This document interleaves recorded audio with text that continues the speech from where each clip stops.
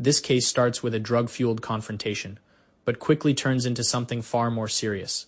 Prosecutors say a 62-year-old man grabbed not one, but two tomahawks, threatened a woman, and terrified everyone around him. Now he's standing in court, begging for probation, while the judge digs through a criminal history stretching back decades. But here's the big question. When does a mistake stop being a mistake and start becoming a pattern? Stay tuned, because this judge is about to deliver a brutally honest reality check that completely changes the tone of this hearing. Please announce, please. Rick Pena for the state of Texas. Bob Romack for Glenn White. And are you Mr. White? Yes, ma'am. All right, you entered a plea of no contest on May 27th. According to your plea bargain agreement, punishment is to be assessed at a cap of 6 years in the prison. There's a $1,500 fine, affirmative finding of deadly weapon. This is to run concurrent with 2025 CC 005111, and there's an affirmative finding of family violence.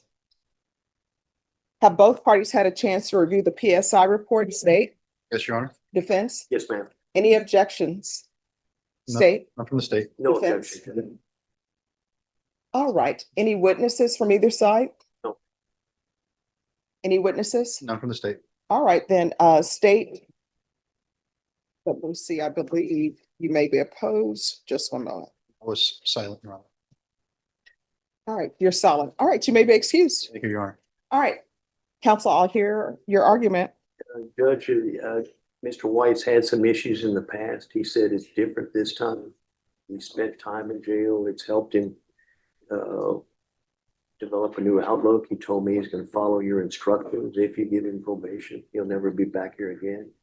We like the recommendations, the probation, the outpatient treatment, weekly drug testing. He's had a drug problem. He needs to address that. Mhm. Also, the 180-day jail sanction is a good idea. We're in agreement with all that. All right, so, Mr. White, is there anything you want to say? Yes, ma'am. You want to raise your right hand for me, please? Do you solemnly swear or affirm the testimony you give will be the truth and nothing but the truth, so help you God? I do. All right, you can lower your hand, state your name for the record, please. My name is Dean Lorenzo White. All right, what did you want to say? I was saying I made a mistake in my life when I lost control. All right, so here's the thing. Are these mistakes or are these choices? No, it was really a mistake. Why do you say it's a mistake? Because I don't know, I just lost it at that moment. Well, no, And I got really angry and stuff. no, here's the thing. You picked up a hatchet, right? It was Tomahawk. Okay, you picked up two tomahawks. Did you think it was something else? Or did you know it was a tomahawk? No, it was Tomahawk. I just grabbed them and I wasn't thinking. All right, so you grab two tomahawks. This is the exact moment the hearing shifts from sympathy to accountability.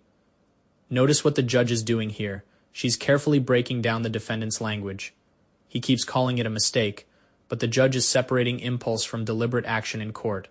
That distinction matters a lot. Accidentally spilling coffee is a mistake. Grabbing two tomahawks during an argument. Prosecutors and judges see that as a conscious decision, especially when threats are involved. And honestly, you can feel the courtroom tension rising because the judge isn't buying the eye, just lost control explanation at face value. What do you think, should intoxication ever reduce personal responsibility in violent cases like this? Or does it make the situation even worse? And according to this, it's with this Monique Gant, Yes. someone that you've used drugs with.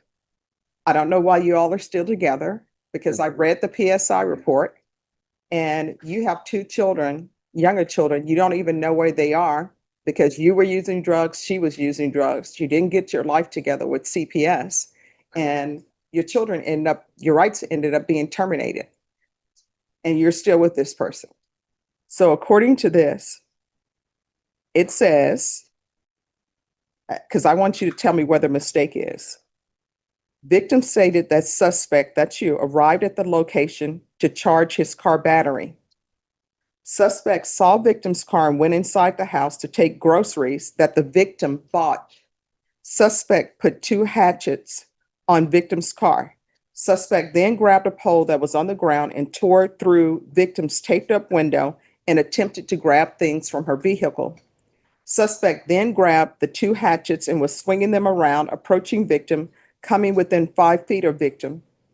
Victim stated that suspect said, "I'm going to cut this bee," and noticed witness standing behind her. Victim stated that suspect walked to the neighbor's house and dropped off the two hatchets at the neighbor's house. That's not true.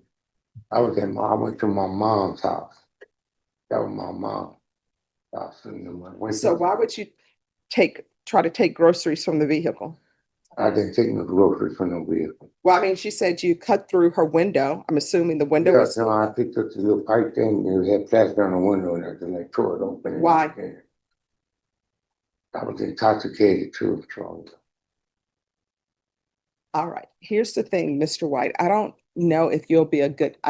think you'll be a good candidate for probation. And let me just tell you why. You've been on probation before.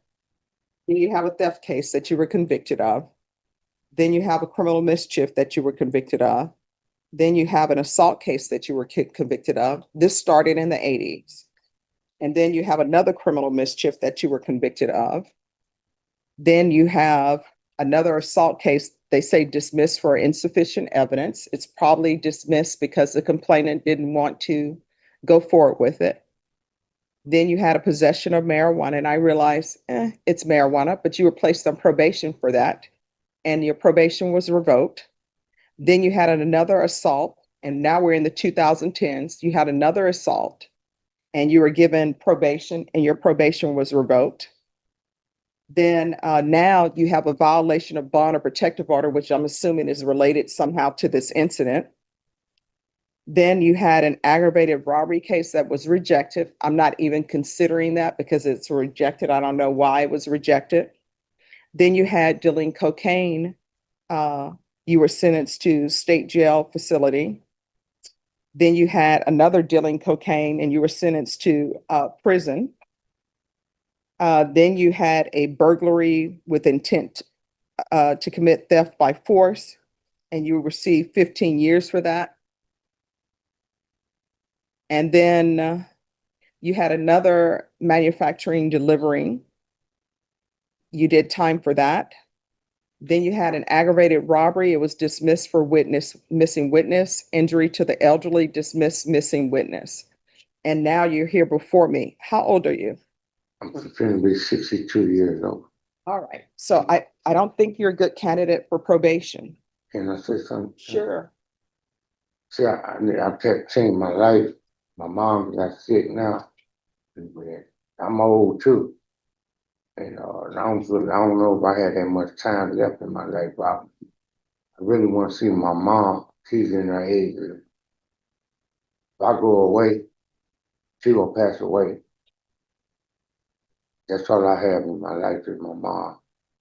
All right. So here's my question for you. And I'm not trying to be cruel, but you knew about your mom. Why would you do this? Knowing about your mom? Well, my mom just got sick recently since I've been locked up. Mhm. This year started since I got locked up. She's been in the hospital in and out about 4 or 5 times. She had a minor heart attack. Yeah. I didn't think it was going to be like this. Well, I mean, these are things we need to consider, right? Yes, ma'am.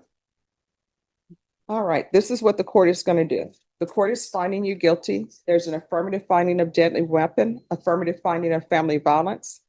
The court will sentence you to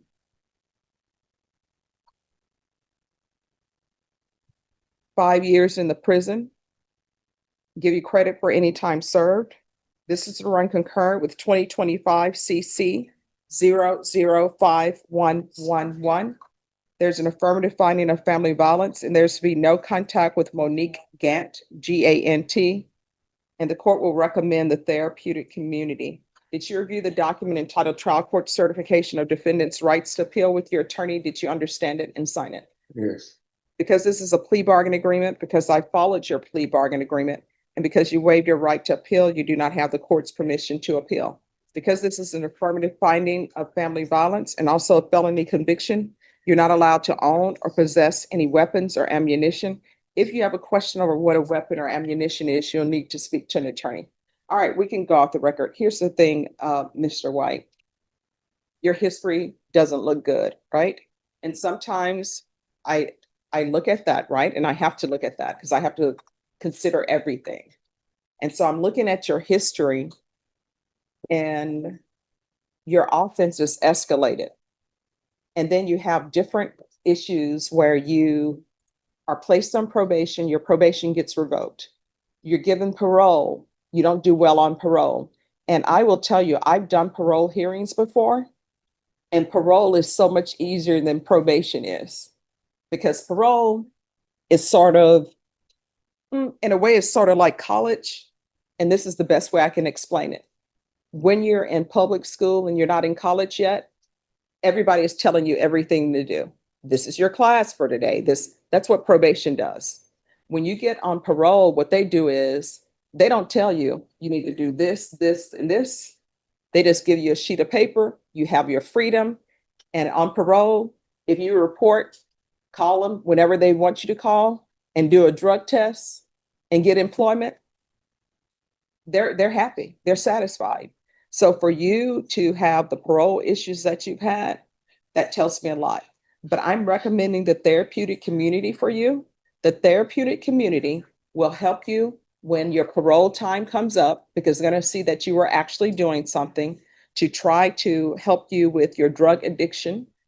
Because when people are looking at whether or not to place you on parole, and I've done parole packets for my clients in the past too, they want to know, if they place you on parole, is this a person who's not going to commit any more offenses? So you need to be working on a plan. Like, I'm going to be doing sober support meetings. This is where I'm going to be doing them. This is where I'm going to be living. I'm going to be stable. This is how I'm showing you that I'm going to be stable. That's what you'll need to do for them, okay? All right, good luck to you, sir. At this point, the judge has clearly made up her mind. And legally speaking, you can understand why. Courts look heavily at patterns of behavior, especially when probation has already failed multiple times. The judge walks through decades of arrests, revoked probations, drug convictions, assaults, and parole problems to explain why she believes community supervision simply isn't realistic anymore. But what makes this hearing emotionally complicated is that the defendant isn't completely emotionless. He talks about his aging mother, his regrets, and wanting another chance. The problem is the court has to balance sympathy with public safety. In the end, the judge lands below the 6-year cap and gives him 5 years, while still recommending treatment programs that could help him later during parole review. That's an important detail, because it shows the court isn't just punishing him, it's also leaving a path for rehabilitation if he actually commits to change.